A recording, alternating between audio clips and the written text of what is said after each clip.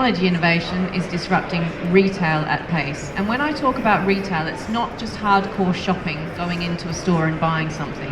Retail has changed. It's being mixed use destinations and places. So think leisure, entertainment, and F&B in retail. So there's a slight nuance to how we speak about it these days. It used to be transactional and required human interaction. So it used to just be that you'd go in, you'd pay for your goods at the till and you'd walk away. And we're talking, probably 20 years ago. What we've actually seen is that come full circle to almost no humans. Hands up here who likes the no human interaction part of retail. Oh, interesting. And I mean, that's quite typical of an audience and of your consumers. And the key with retailers today, and particularly, smart cities, is to cater to all of that for it to be democratic. How do you do that with technology in a sustainable way? It's really, really difficult. Over time, consumers have demanded speed and convenience, and there was this small event called COVID that probably, compounded that issue. People want it right now, or they want to be able to choose when they want it, and they want to be able to pick it up from somewhere, or they want it to be able to be delivered to them. If you're IKEA, they want you to bring it to their house and assemble it for them, and then possibly even disassemble it and take it away and recycle it. So that has really, really changed, and we're continuing to see that trend. This has led to significant change in retail in the last 20 years alone. So self-checkouts came along 23 years ago, so the early 2000s.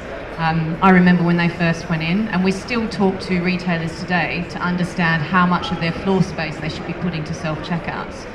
And there is a time and a place for them, but there's a lot of consumers that really don't like them for various reasons. And the convenience one is one of them. They like the convenience of not having to queue, but the inconvenience of only being able to fit 5 or 6 things on that little plate at the grocery store is really inconvenient, but they're not going away. Then in 2016, we started with frictionless stores. So frictionless, Amazon Go, so you can walk in, take something off the shelf, it's automatically connected to your app and away you go. We're seeing that happen in F&B now. So in stadiums where you just go along a line and you pick up your pint of beer and you keep going, which is fantastic. Not sure if it's promoting the right behaviours around how much beer you drink, but it's a great experience for customers. And then QR codes. Now, I remember being in the Middle East actually years ago, working with a client, and the Middle East tends to do things a lot quicker than certainly Europe does. And everybody was talking about QR codes, and we weren't using QR codes at all. And I remember saying to them, these QR code things, it's just not going to take off in Europe. Everywhere has QR codes now. Everything is done through a QR code. Even in business, I was on a virtual call with a colleague in Egypt the other day, and I said, can you send me the slides? And he said, no, just scan the QR code on your phone while we're talking. And I scanned the QR code and the slides were on my phone. Absolutely brilliant. And that has disrupted many elements of retail, particularly around the payments. So technology and innovations have become expectations that consumers want at every single touch point. So I'm showing you some results of our consumer global survey with PwC. 56% of online customers aged 18 to 34 expect to have same-day delivery. Now, if we're talking about smart cities, that's absolutely an expectation. Where I grew up in Australia, the middle of nowhere, you'd be lucky to get something in the same week. But certainly in cities, it's right down to the hour. If you place an order by 10 a.m., you can have it by 12. And then the onset of food delivery services like Deliveroo, Gorillas, Uber Eats, now changing to grocery, now picking up a parcel, taking your post. Particularly the Middle East, the services that are available there at the click of an app are phenomenal. 55% of shoppers are open to actively switching to a frictionless retail experience, so more than what we had represented here. And 55% of online transactions in countries like China and India are via those QR codes now, which has shifted hugely in the last probably 5 or 6 years. Again, probably largely thank you to our friend COVID, or enemy COVID. Farfetch is already building a store of the future. They trialled this before COVID and they're looking at it again. So Farfetch is an online aggregator. Everyone aware of who Farfetch is? Okay, so Farfetch is a fashion retailer, luxury fashion retailer, which of course you'll be aware of. They have provided a boutique concept for smaller retailers or boutiques to have an online platform to sell globally. So think big brands, but they're not like a Net-a-Porter where they don't buy their own stock. It's a marketplace, but for luxury retail.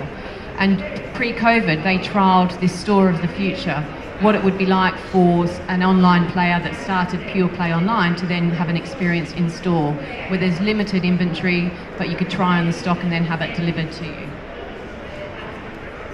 We've then seen other retailers implementing different innovations, so self-driving grocery stores, on-the-fly clothing production, which is an interesting one, AR-powered mirrors. We've seen a lot of that, where you actually try something on in front of the mirror and change the colour, change the size. We've seen billboard grocery stores where there's no product whatsoever. RFID checkouts, and then virtual collectibles. And one of the things that we're seeing with AR and VR, particularly in clothing, is when you start to merge clothing and experiences, because we know that consumers of today like their experiences. Imagine if you could try on your North Face jacket and you can have a VR headset and start doing your skiing down the mountain and feel what your jacket feels like, or feel what the shoes feel like. We've seen that with Peloton. Peloton has transcended, again, thanks to COVID. You see what it feels like to ride a bike. Imagine if you can do this in front of a mirror in a fitting room. But what about the next 10 years?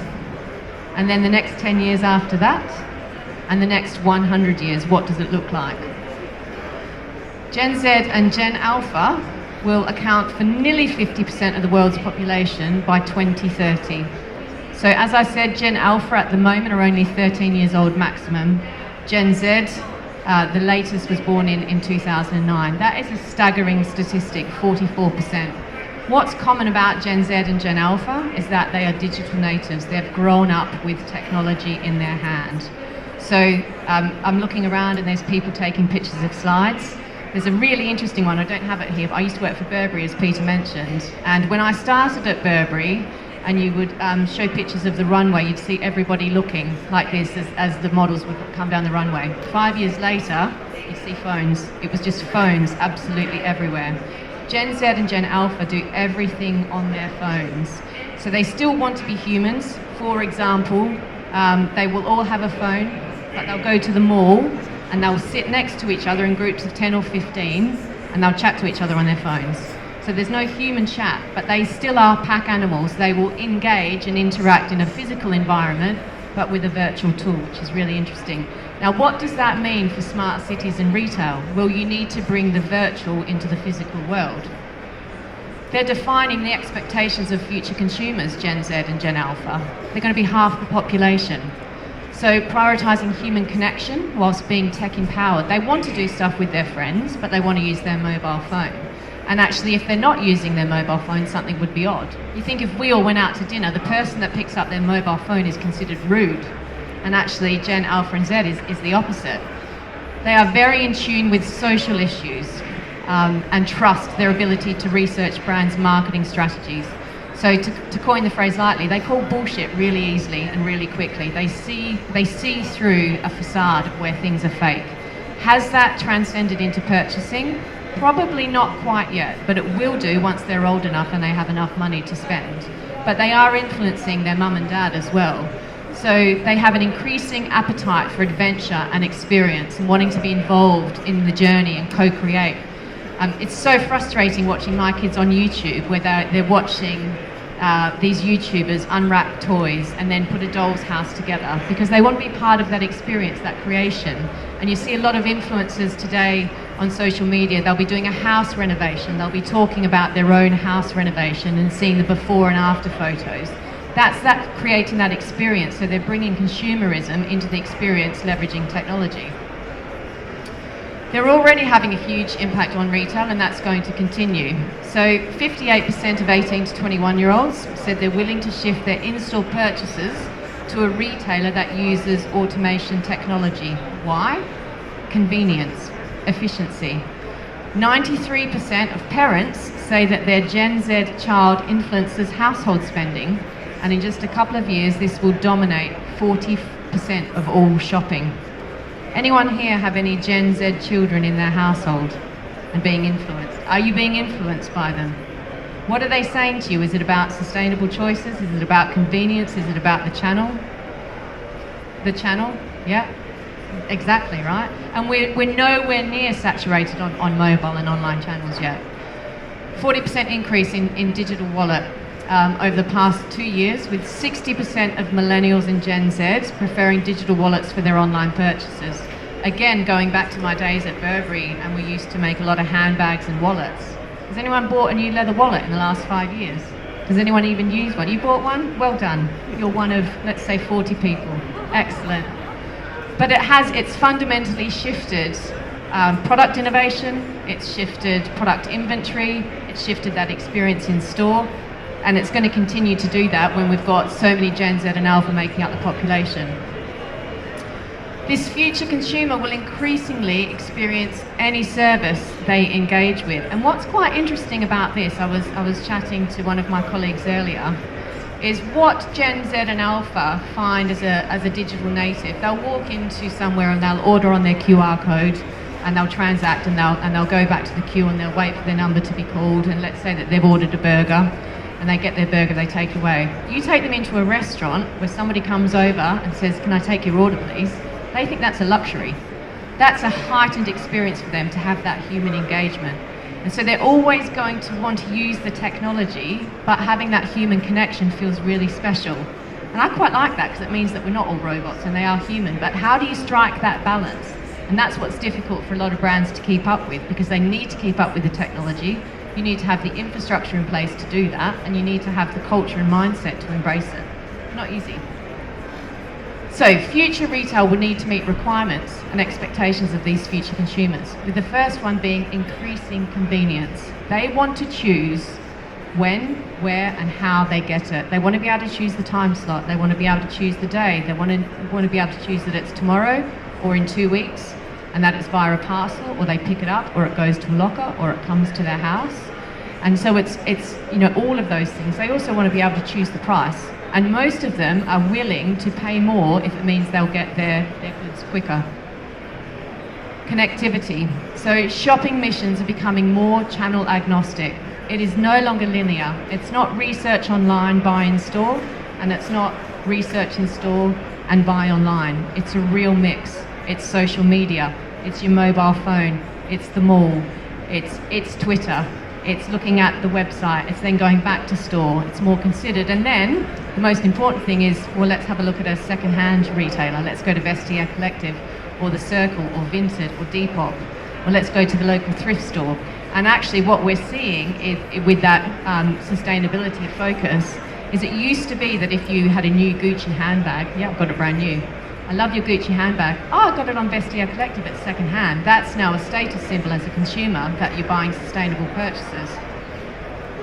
They're prioritising experience and social connection across retailers. I've spoken about this before, having a meeting place, having somewhere that they can collaborate with their friends. And it's not just consumerism to go shopping, it's consumerism to go shopping for experiences. We're going on a camping trip, let's get a tent. And use an app to share what your tent options are. Use an app to figure out the camping spot that you're going to, the route that you're going to drive to get there. It's all online and it's hyper-connected.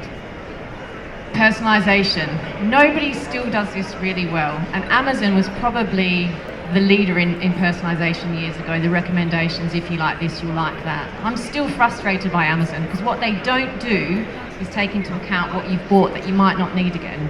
So if I bought a shed off Amazon today, I'll go on to Amazon tomorrow and they'll be recommending a shed to me. How many sheds do I need? So really hyper personalisation about what you need and when you need it, and that's where AI is going to come in. And you really want the consumers to feel like you really know them as a brand. And the last one, I mentioned this briefly, is sustainability and inclusivity.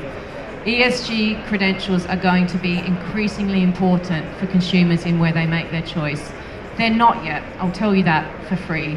So we have a lot of brands that will talk about their sustainable credentials, and it's hugely important. But at the moment, it still comes down to product and price. For Gen Z and Gen Alpha, who will be 44% of the population, that is going to change in the next 10 years. So if you're not already starting to think about that as a brand, and leveraging those credentials and really living and breathing those credentials, then you will start to lose market share, because that is going to change. We haven't seen it yet, but it's coming. And the focus on the 3 R's: rental, recycle, and repair. So it's not about the consumerism going away, it's about the consumerism changing to include different services, particularly that recycle element. And that goes through from full products through to manufacturing of fabrication and reuse of materials. So leveraging that emerging technology will enhance the customer experience and enhance those connected journeys. The first one is payments. There is nothing worse than not being able to take somebody's money when they want something. So we had WeChat Alipay from China, 15 years ago? And I discreetly remember in London, luxury retailers talking about why they weren't getting the share of the Chinese wallet. And you'd say to them, well, do you have Alipay and WeChat? No. So you have to make the payments available to consumers for what they're used to transacting in their own country. And then we're going to see emergence of different types of currencies. Cryptocurrency. Did you know Starbucks accepts crypto in the US? Right? I don't know anywhere else in Europe that's accepting crypto at the moment. I don't think that, is there anyone in Barcelona? No. So, you know, and traditional methods, not just crypto, but the way that they transact. Bank transfers, QR codes. The next one is IoT and smart devices. So the creation of the network between those smart devices and the connectivity, what does that do? It breeds an awful amount of data that can be harnessed to drive different experiences through personalization, through convenience and experience. So you're seeing how it's all connected. Augmented and virtual reality. So immersing users either partially or fully in that digital environment in the physical world. So like I talked about with the VR headset, and wearing the North Face jacket, testing out to see what it looks like. The metaverse has come up quite a lot. I heard a colleague say a few months ago the not yetiverse, and it's possibly the not yetiverse, but it's leveraging something similar to that to try out products and experience. For example, holding a frying pan, how heavy is it when I'm cooking? So leveraging VR, AR to try out the experiences. And when we're seeing that technology in industry, for example, training doctors or surgeons on how to, you know, cut open an eye to perform retinal surgery, changing that to be relevant for consumers so they can look and feel products in the environment that they're going to be using it. Metaverse I've just talked about, and next gen web. So virtual worlds with customers experience them and immersed in them fully. Underpinned by the ability to seamlessly transition between the two, and that's where nobody's quite cracked. I think we've talked a lot about omni-channel in the past through different channel choices and how it needs to be seamlessly integrated. The virtual and physical world with the metaverse or not yetiverse also needs to do the same. NFTs. So NFTs for artwork, I think there's a picture here. NFTs for ticketing, which goes into retail. I know a lot of sports teams in the US are already using that. NFTs for special products such as Nike trainers.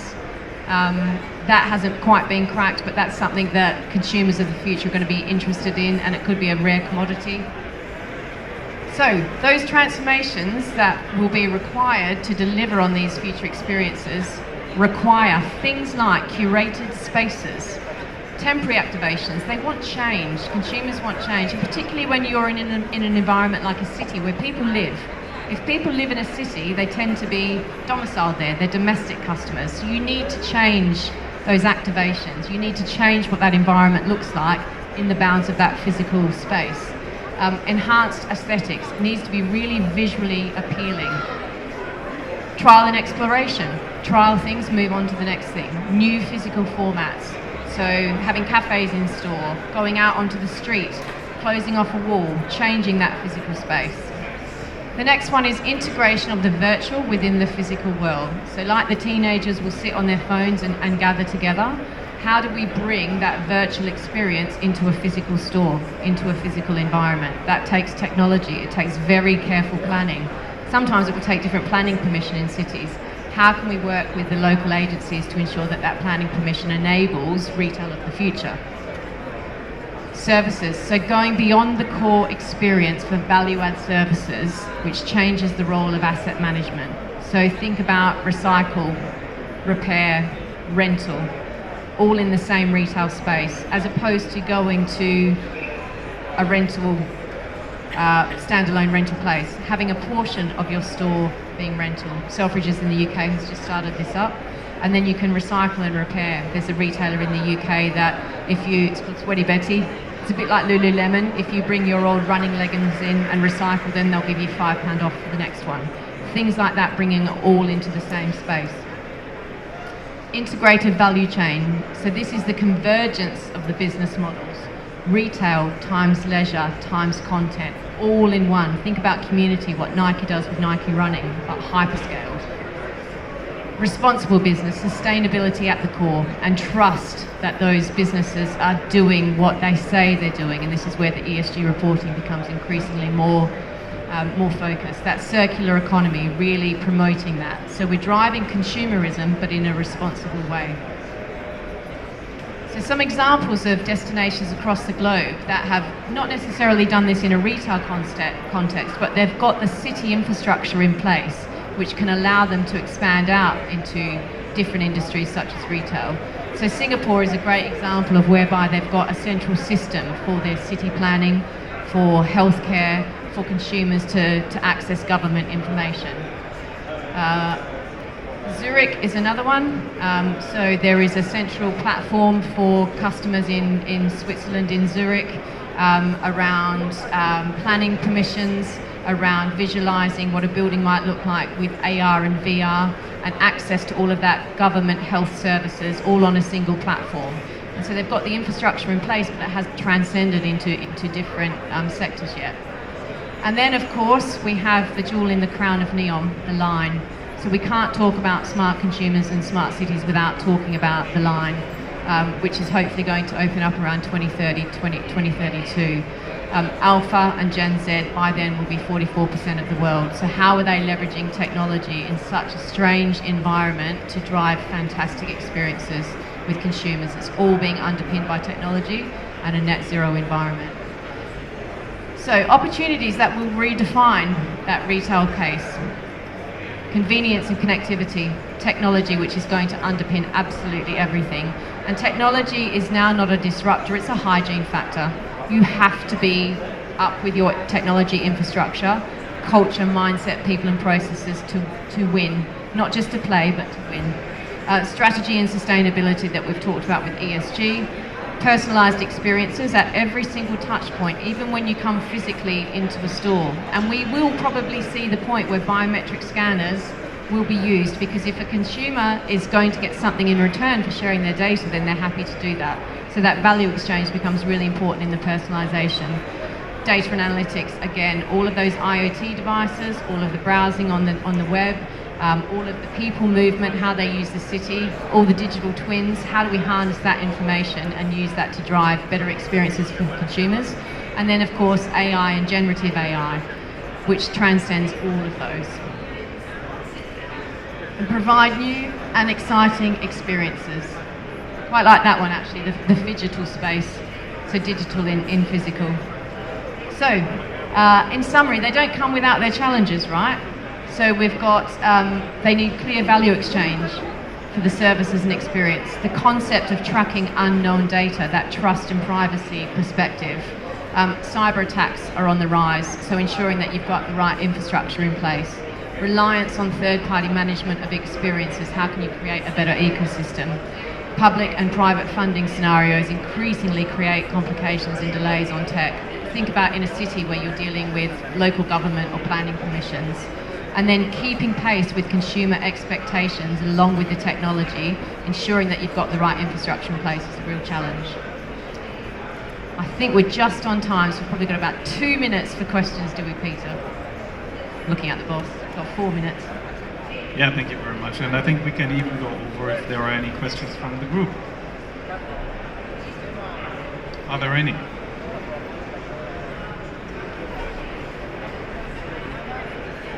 Hi there.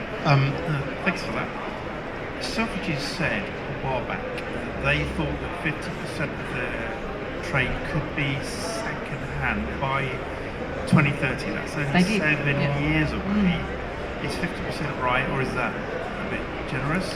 And how does that fit with the current Selfridges model, which is very much luxury, high-end, close the store, big families arrive, they do private shopping and all that. Do you think that even at that level, there's going to be this sort of fundamental change in second-hand, pre-loved, all that? Or do you think, is that realistic? I think it is realistic. I think there's a number of factors at play there with Selfridges in particular. And if you think about, so Selfridges is a luxury department store on Oxford Street in the UK, and there's a couple of others. That's the jewel in the crown for sure. It's a department store. It's multi-format. It has an online website as well. Typically, pre-COVID, a huge amount of Selfridges trade was through Chinese consumers. Go fast forward to where, and I have to be careful what I say about the UK government here, but where the Treasury has abolished the VAT tax refund scheme. So now consumers, which I'm not allowed to speak about because we are apolitical as a firm. So where you used to receive 20% off any of the goods that you bought in store, the UK does not have that system anymore. So we have seen a number of those luxury Chinese consumers go to Paris, Milan and Madrid instead, which is great for those nationalities, but therefore we're missing out a huge amount of Chinese spend. Now what's interesting though is that the Chinese as a nation are really not a fan yet of the recycled second-hand goods, and neither are the Middle East consumers, but I think that will come. I do quite a lot of work in the Middle East, and do get a lot of pushback about the 3 R's: repair, rent and recycle, in that's just not going to be our world. That's never going to change. But it's Gen Alpha and Z that's going to change that, not the nationality. And because of the connectivity and social media and everything being accessible, the gap between the East and the West, I think, is going to close. So I think there's a number of factors at play. I think Selfridges will start to put more services in place. So they do have rental now. So they've done an affiliate with her. That is going very well. Rental has typically been for event wear or occasion wear. I think that will change. So let's talk about Neom, and if you're going to go skiing in the mountains in Trojena and you live in Saudi, so you probably don't have ski wear, you might rent the ski wear when you're up there, like you do in a lot of places now. So I think that those experiences and leisure wear will change. Slightly different for Selfridges. I think they will get close to 50% because I think consumers will demand it. But there's a number of interplays there, notwithstanding the Treasury decision around the VAT tax refund scheme. Thank you, Megan. Any other questions? Just one thing, I did see some people taking snaps of slides. There was a couple of stats there on Gen Alpha Z. Does anyone need me to go back to a particular slide so you can take a photo of it? No, you managed to snap it at the time. Maybe the generation slide. I actually thought, if I was 3 years older, which generation would I be? It's not on that slide.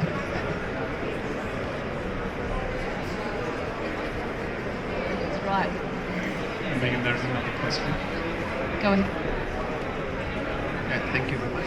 So also you meant about the generation, like they are searching more and more for digital, but what I experience in our company and with the university is that they use the technology, but they are not searching for that.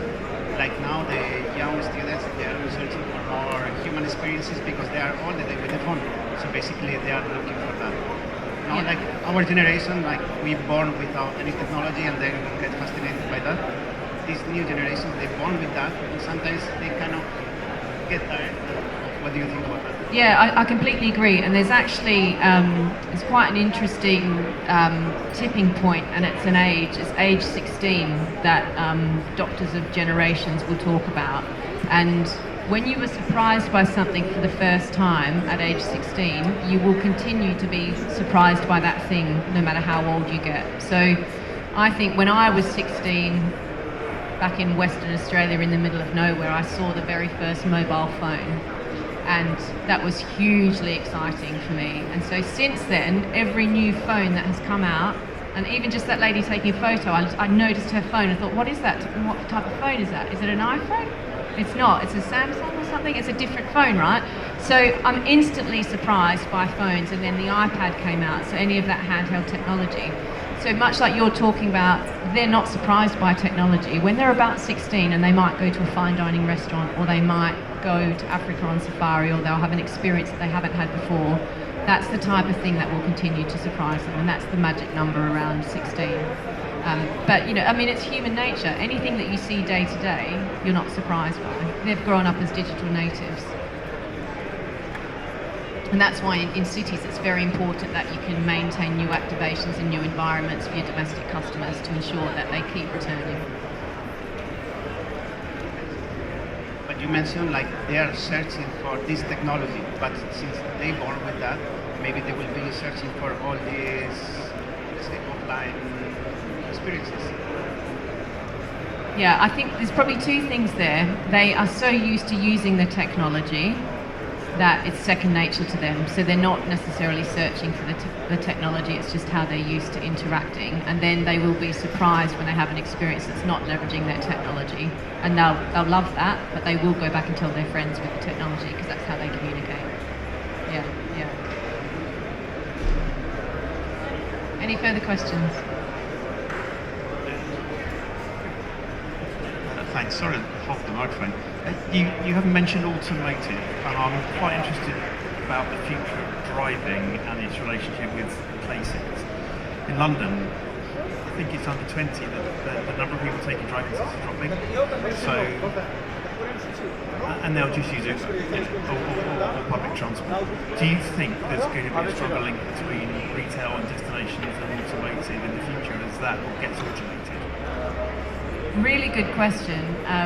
I think it's going to differ by geolocation. I think it is going to differ by wealth.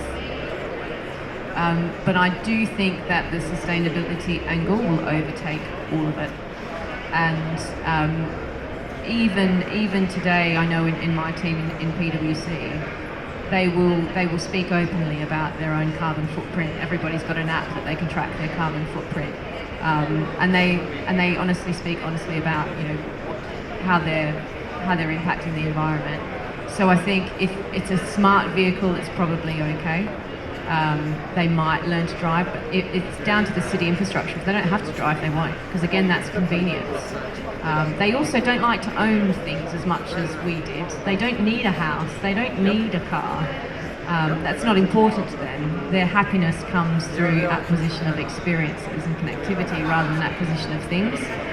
So it's no longer a status to have a car. It is a status to have a second-hand handbag rather than a new one. It's very different. Automotive obviously isn't going to go away, but it certainly will shift.